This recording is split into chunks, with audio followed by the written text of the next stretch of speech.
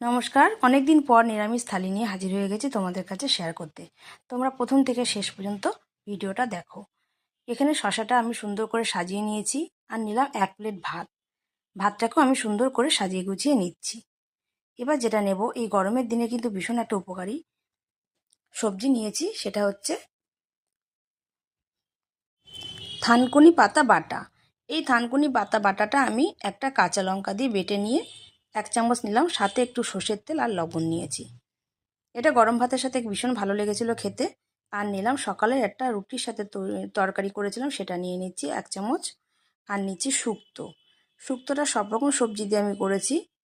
আর নামানোর আগে আমি রাঁধুনি গুঁড়ো করে এটা ছড়িয়ে দিয়ে নামিয়ে নিয়েছি। এর টেস্টটা কিন্তু ভীষণ ভালো আসে ওই রাঁধুনি গুঁড়োটাতে। তোমরাও কিন্তু এভাবে করতে পারো। আর নিয়েছি মাশরুমটা আমি সম্পূর্ণ নিরামিষভাবে করেছি। এতে বাটনা দিয়েছি জিরে, আদা, কাঁচা লঙ্কা, কাজু আর টমেটো। ভীষণ সুন্দর খেতে হয়েছিল। আর নিলাম সবশেষে একটু কুলের কুলের চাটনি শুধু না, টমেটো দিয়ে কুলের চাটনিটা করেছি। এটা নিলাম 1 বাটি, ছোটো বাটির। আর নিলাম সবশেষে 1 গ্লাস জল। সম্পূর্ণ থালিটা তোমাদের সবার কেমন লেগেছে অবশ্যই জানাতে ভুলো না।